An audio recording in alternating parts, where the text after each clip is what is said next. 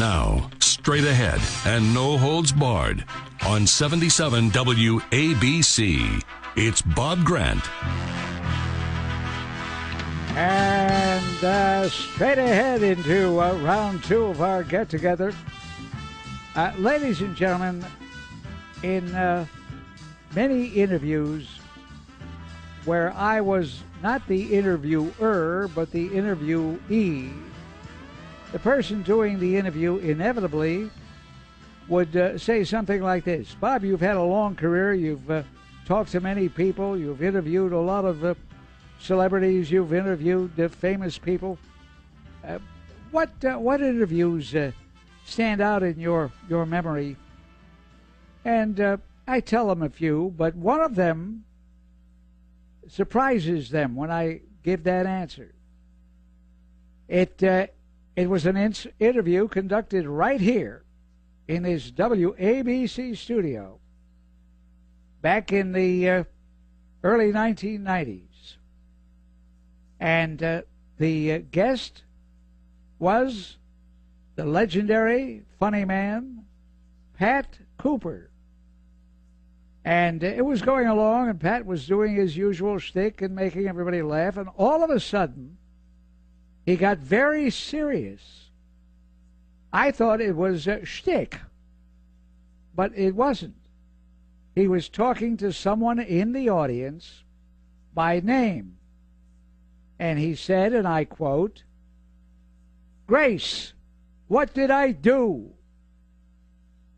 Now, I didn't know at the time that Grace is the name of his sister.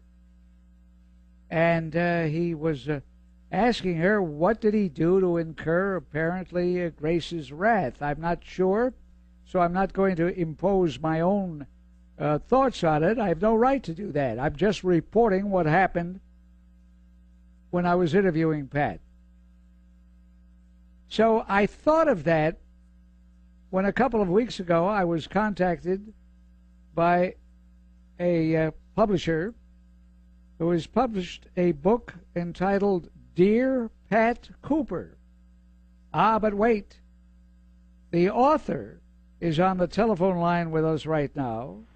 The author, whose name is Michael Caputo, joins us, and I thank you very much for joining us, Michael, but this is incredible. When I got your book sent to me by the publisher, that interview I had with your father popped into my mind. Okay. Thank you very much for having me, Bob, on the show. Now, I mentioned to some people who knew that I had your dad on the program many times. We were out at the Rio Diner together, and I mentioned that you were going to be on.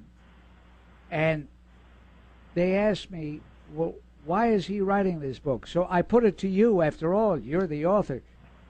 Why? Why now? I'm writing the book now because, after we made radio ratings history on the Howard Stern show back in 1989, and that was the time also that I had contacted you right after I had gotten off the radio station with Howard Stern. It was a very big and disturbing thing to my family. There was no stone left unturned that day on the show, and of course I wanted to write a book then. I've been writing this book my whole life, but I decided to write the book in particular now because my grandmother was very hurt at that time when that went down, all that stuff, and I thought it would be best to write the book at this period of time. My grandmother's been gone now, actually 12 years, and I didn't want to hurt her or rehash anything that would bring up any bad memories that she had.